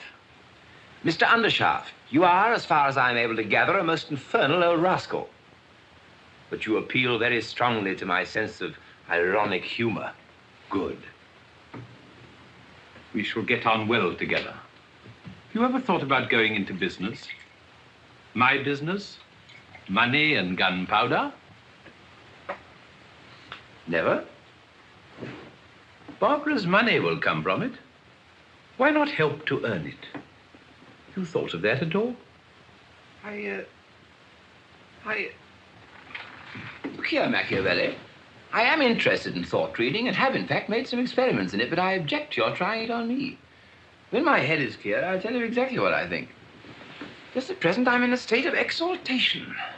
I don't know why. Perhaps the excitement of that meeting.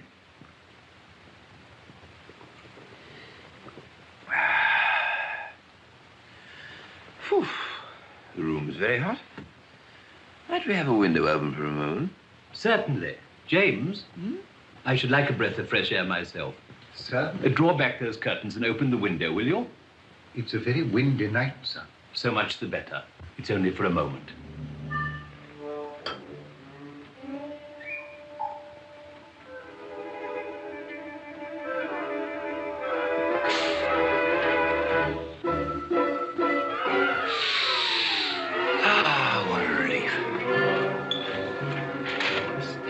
You're very steady. Lend a hand, will you? Quick! Right.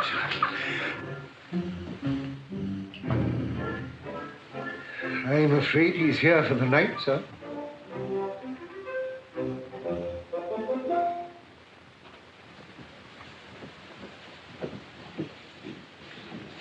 Nobody down yet?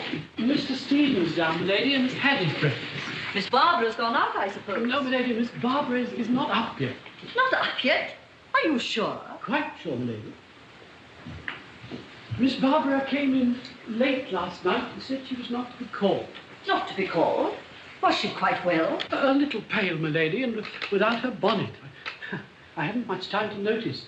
She went straight upstairs and left me to settle with the policeman and the ambulance. Policeman? Ambulance? There must have been some accident. Are you certain she wasn't hurt? I can assure you she was quite all right, my lady. Well, what have you laid all those extra places for? You're expecting Mr. Cusins and Mr. Lomax, ma'am. The car's ordered for 10:30 to take the party to Well, to where? To Mr. Undershaft's place, I think, my lady. To the factory, you mean? Yes, my lady. The factory pays your wages, Morrison. Yes, my lady, that is what factories are for. You must put up with them. Bacon and eggs, my lady, as usual? No, I'll have a sausage this morning. Yes, my lady.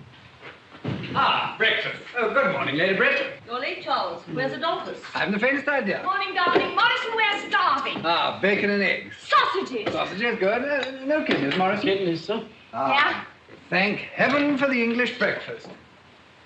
You know, as I always say, the one drawback about going abroad... Charles Lomax, if you must dribble, dribble like a grown-up man and not like a schoolboy. Dribble is dribble, you know, whatever a man's age. Good morning, everybody. Morning, Barbara. Morning. Good heavens, you've chucked the uniform. You mean that Barbara's changed her dress, Charles? Why not say so?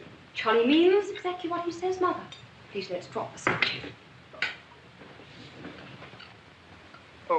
I'm awfully sorry, Barbara, but you'll get over it, you know. Personally, I never shut my eyes to the fact there's a certain amount of tosh about the Salvation Army. On the other hand... That's enough, Charles. Speak of something suited to your mental capacity. Thank you for your sympathy, Charlie. Now, go and flirt with Sarah. Oh, Barbara, I wish you wouldn't tell Charlie to do things. He always comes straight away and does them. Good morning, Lady Britt.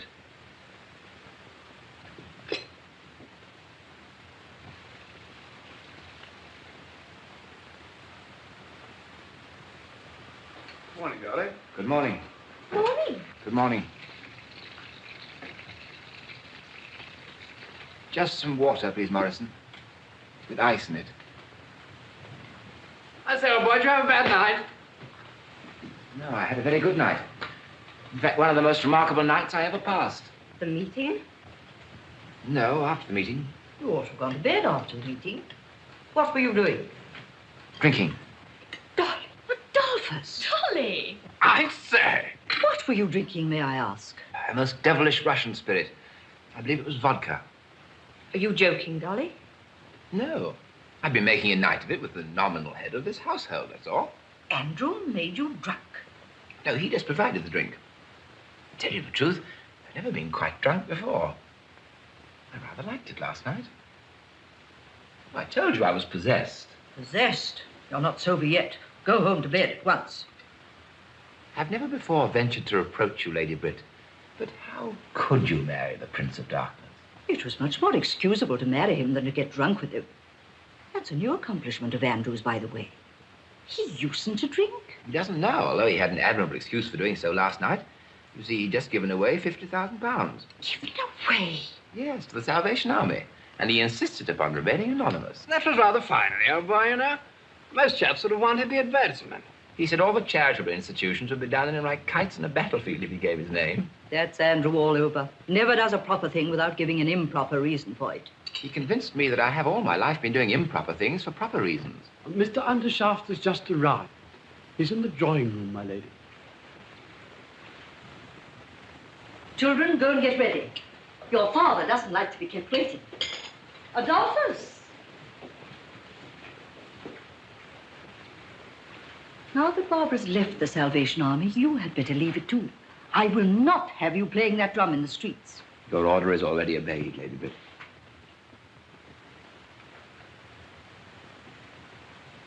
Good. How fortunate to see you alone. Don't be sentimental, Andrew. Sit down. Sarah must have $800 a year until Charles comes into his property. Barbara will need more, need it permanently, because Adolphus hasn't any property. Yes, my dear, I shall see to it. Anything else for yourself, for instance? I want to talk to you about Stephen. Don't, my dear. Stephen doesn't interest me. He does interest me. He's our son. Do you really think so? Andrew, don't be aggravating and don't be wicked. At present, you're both. Do you pretend that Stephen couldn't carry on the foundry just as well as all the other sons of big business houses? Yes, he could learn the office routine without understanding the business like all the other sons. Stephen is the most steady, capable, high-minded young man. You're simply trying to find an excuse for disinheriting him. My dear, the Undershaft tradition disinherits him. But I must admit it's landed me in a difficulty.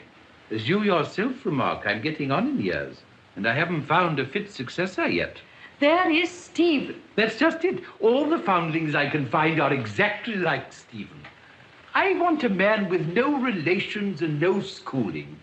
That is, a man who'd be out of the running altogether if he weren't a strong man. And I can't find him. If you want to keep the business in the family, you'd better find an eligible foundling and marry him to Barbara. You would sacrifice Stephen to Barbara? Cheerfully. Come, Biddy. Don't call me Biddy. I don't call you Andy. And your tie's all on one side. Put it straight. Oh, I beg your pardon. No, come in, Stephen. Good morning. I understand you want to come into the cannon business. I? Going to trade? Certainly not. Cannons are not trade, Stephen. They're national enterprise. I have no intention of becoming a man of business in any sense. I intend to devote myself to politics. My dear boy, this is an immense relief to me, and I trust it may prove an equally good thing for the country. Stephen, I cannot allow you to throw away an enormous property like this. Mother, there must be an end of treating me as a child, if you please. Any further discussions had better take place with my father as between one man and another. Stephen! I'm sorry, Mother, that you I have quite forced... understand, Stephen. By all means, go your own way. If you feel strong enough. You see, my dear, it's only the big men who can be treated like children. All right, Stephen, your independence is achieved. You've won your latchkey. Now, what about your future as between one man and another? It's settled that you don't ask for succession to the cannon business. I hope it is settled that I repudiate the cannon business. My dear boy, don't be so devilish sulky. Freedom should be generous. Besides, I owe you a fair start in life in exchange for disinheriting you. You can't become Prime Minister all at once, you know. Haven't you a turn for something? What about literature, art, and so forth? I have nothing of the artist about me, either in faculty or character, thank heaven. A philosopher, perhaps? I make no such ridiculous pretension. Just so. Well, then there's the army, the navy, the church, and the bar. The bar requires some ability. What about the bar? I'm afraid I haven't the necessary push. I believe that is the name the barristers give their vulgarity for success in pleading. Rather a difficult case, Stephen. Hardly anything left but the stage, is there? Well, is there anything you know or care for? I know the difference between right and wrong. You don't say so. What? No capacity for business? No knowledge of law? No sympathy with art? No pretension to philosophy? Only a simple knowledge of the secret that has baffled all the lawyers, muddled all the men of business, and ruined most of the artists. The secret of right and wrong. Why, man, you're a genius, a master of masters, a god. And at 28, too. You are pleased to be facetious. I pretend to nothing more than any honorable Englishman claims as his birthright. Oh, very well. Have it your own way. You know nothing and you think you know everything. That points clearly to a political career. We'll get you a private secretaryship to someone who can get you an under-secretaryship, and you'll find your natural and proper place in the end on the Treasury bench. I'm sorry, sir, that you force me to forget the respect due to as my father. I am an Englishman, and I will not hear the government of my country insulted. The government of your country. I am the government of your country. I and Lazarus. Do you suppose that you and half a dozen amateurs like you, sitting in a row in that foolish gabble shop, can govern a country like England? Be off with you, my boy, and play with your historic parties and leading articles and burning questions and the rest of your toys. And in return, you shall have the support and applause of my newspapers and the delight of imagining that you're a great statesman. Really, my dear father, it's quite impossible to be angry with you. I suppose it is natural for you to think that money governs England, but you must allow me to think I know better. And what does govern England, pray? Character, father. Character. Whose character, yours or mine? Neither yours nor mine, father, but the best elements in the English national character. Stephen, I found your profession for you. You're a born journalist. We must get you a job on the Times.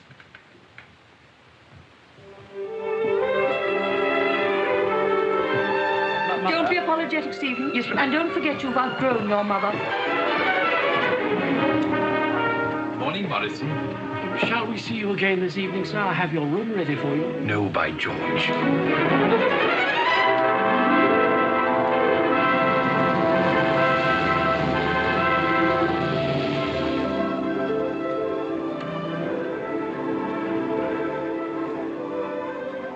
You look a little pale, my dear.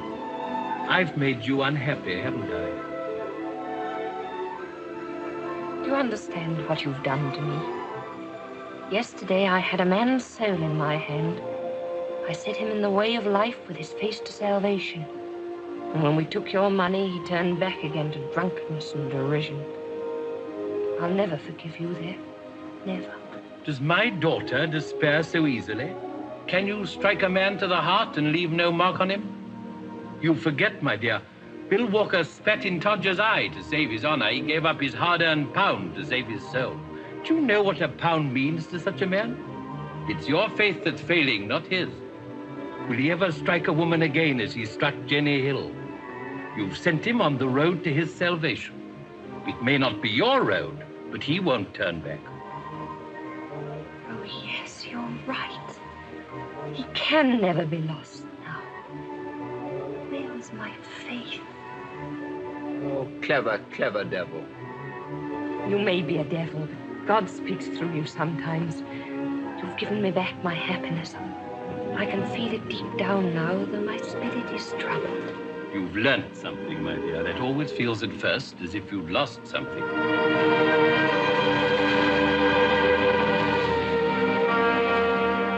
What have Barbara and I got to do with your factory of death? That's what I asked myself.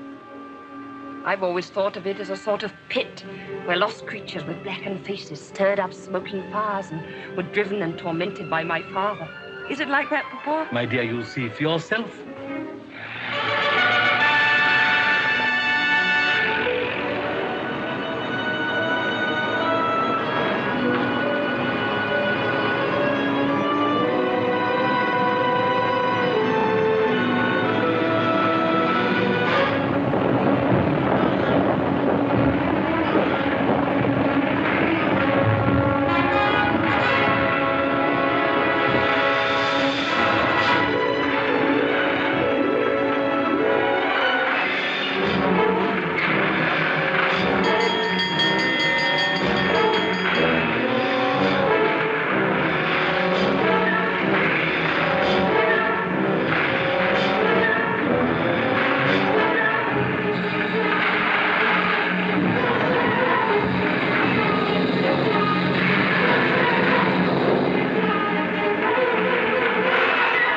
Materials of destruction. Or construction. How about railway lines, for instance?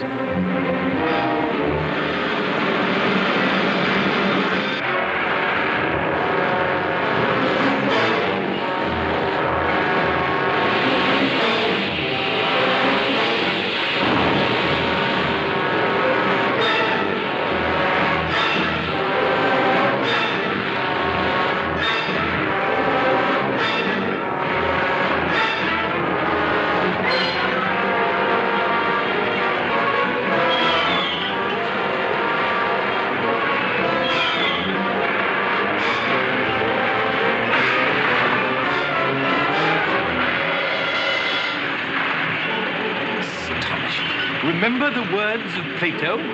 Plato?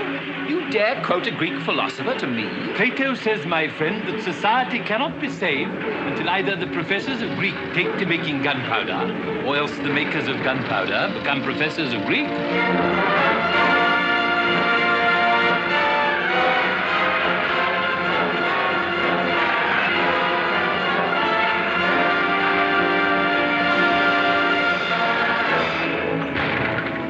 My predecessors, the old swordsmiths, used the same stuff, boiling steel.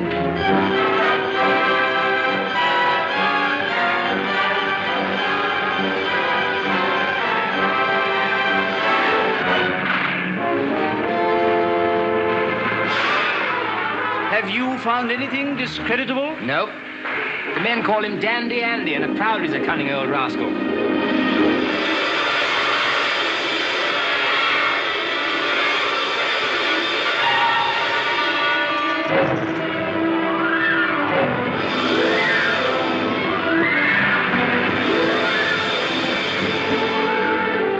Well, you're driving me against my nature.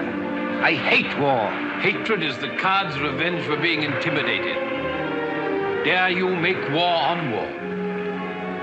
Here are the means.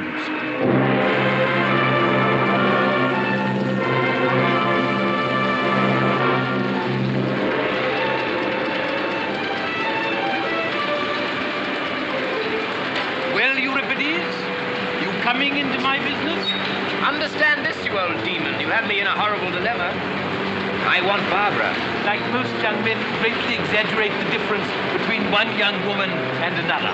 Quite true, Dolly. I refuse to walk another step through all these sheds and pipes and boilers. They mean nothing to me. I've never asked you to come and look at the kitchen range and the scullery sink. Why is that roof making making a noise like a whale with asthma. It's breathing, my love. Come and see.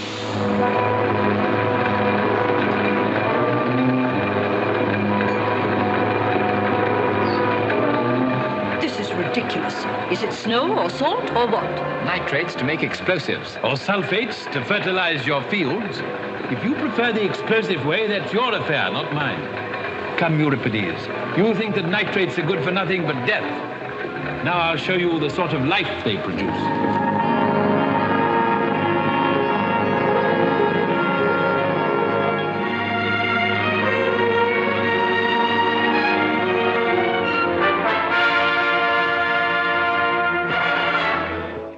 Where my workers live. Here they own everything and I own nothing. Sort of cooperative touch, huh? Exactly, Mr. Lomax. It makes it very difficult for them to leave my employment, but then they don't want to leave it. Why? Because they can't better themselves, my love. Slavery, I call it. Do you, my dear?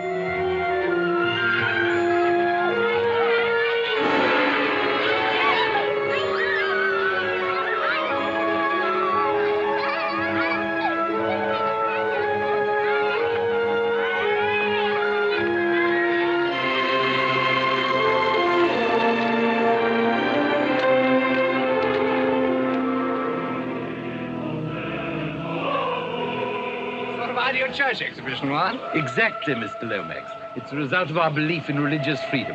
Its official name is the meeting place of all the religions. The men call it Piety Square. Are you sure that all this pampering is really good for the men's characters? My dear boy, when you're organizing civilization, you have to make up your mind whether trouble and anxiety are good things or not. If you decide that they are, then I take it you simply don't organize civilization. Good morning. However, our characters are safe here. A sufficient dose of anxiety is always provided by the fact that we may all be blown to smithereens at any moment.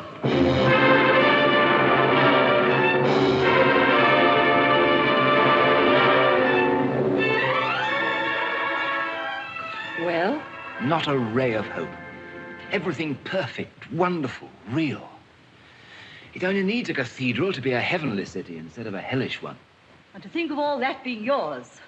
And you've kept it yourself all these years. It doesn't belong to me. I belong to it. It's the Undershaft inheritance. It is not. Your ridiculous cannons and that noisy banging foundry may be the Undershaft inheritance. But all that plate and linen, all those houses and orchards and gardens, they belong to us. They belong to me.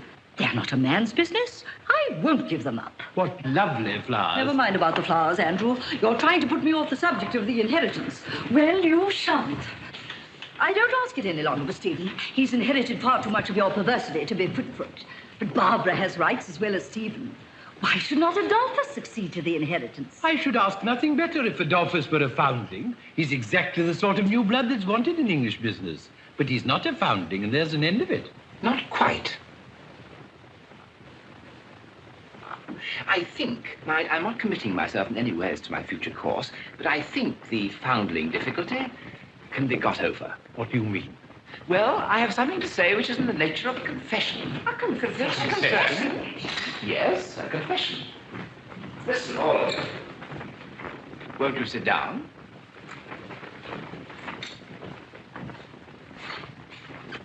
Until I met Barbara, I thought myself in the main an honorable, truthful man, because I wanted the approval of my conscience more than I wanted anything else.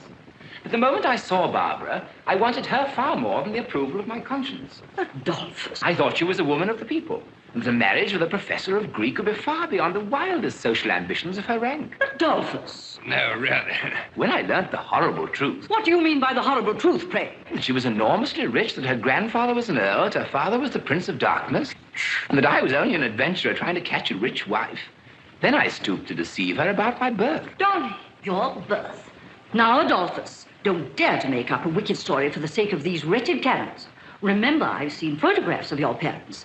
And the Agent General for Southwestern Australia knows them personally and has assured me they're the most respectable married people. Oh, so they are in Australia. But here, they're outcasts. Their marriage is legal in Australia, but not in England. My mother is my father's deceased wife's sister. And in this island, I'm consequently a foundling. I think not. You can marry your wife's sister, even in England. Ah, you can now, but not when my parents married.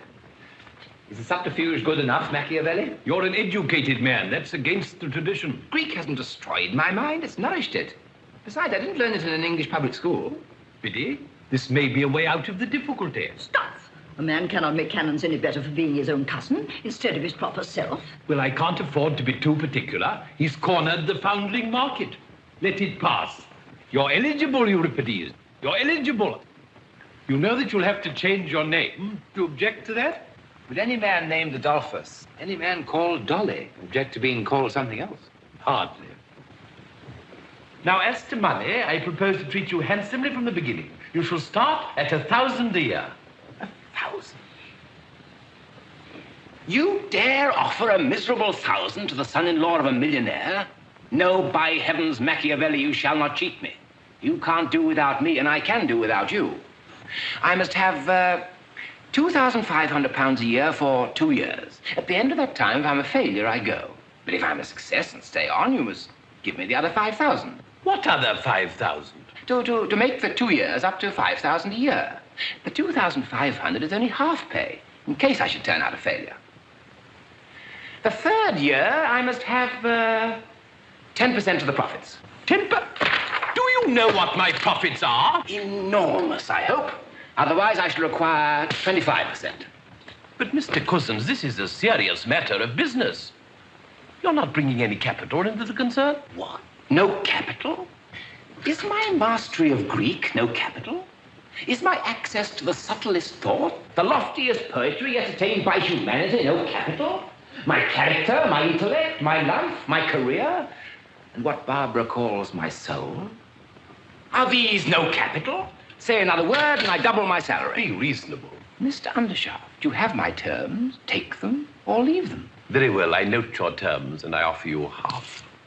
Half? Half. You call yourself a gentleman and you offer me half? I don't call myself a gentleman, but I offer you half. This your future partner, your successor, your son-in-law? Leave me out of the bargain, please, Dolly. You're selling your own soul, not mine. Come, I'll go a step further for Barbara's sake. I'll give you 3/5, but that's my last word. Done. Done in the eye. By the way, Mac, I'm a classical scholar, not an arithmetical one. Is 3/5 more than half or less? More, of course. I'd have taken 250. How you can succeed in business when you're willing to pay all that money to a university professor obviously isn't worth a junior clerk's wages. Well, what'll Lazarus say? He'll be blamed for your rapacity in money matters, poor fellow, as he said that you've been blamed for mine. You're a shark of the first order, Euripides. So much the better for the firm. Dolly, old fellow, think before you decide. Do you feel that you're a sufficiently practical man? It's a huge undertaking, an enormous responsibility. All this massive business will be Greek to you. I think it'll be much less difficult than Greek.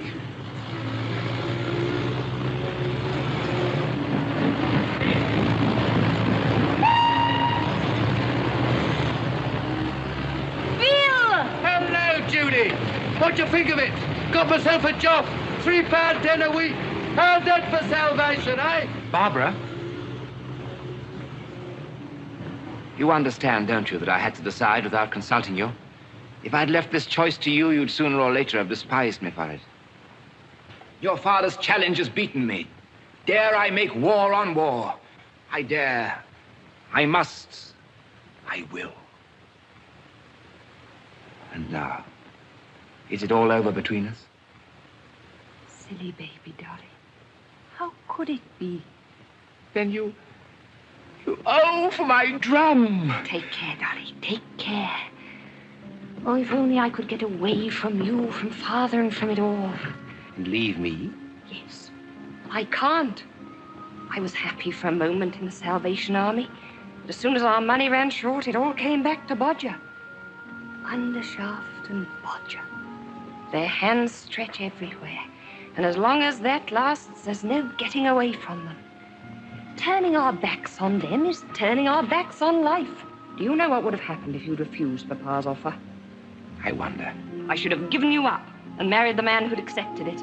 After all, my dear old mother's got more sense than any of you.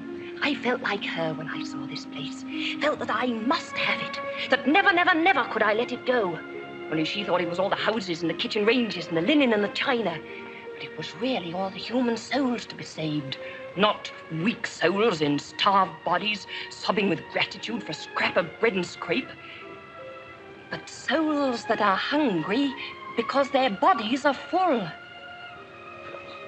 My father shall never throw it in my teeth again that my converts were bribed with bread. I have got rid of the bribe of bread. I have got rid of the bribe of heaven. Let God's work be done for its own sake. The work that he had to create us to do, because it cannot be done except by living men and women. Then the way of life lies through the factory of death. Yes, through the raising of hell to heaven and of man to God. Through the unveiling of an eternal light in the valley of the shadow.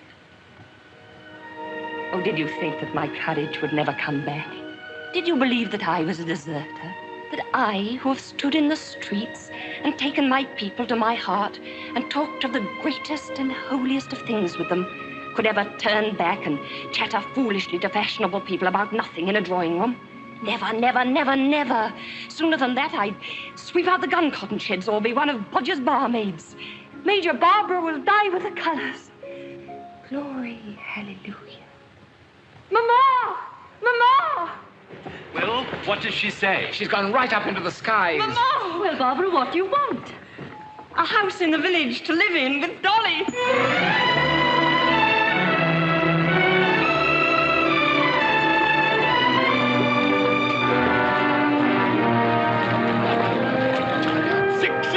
Tomorrow morning, Euripides. I see the whole place blown up with its own dynamite before I get up at 5.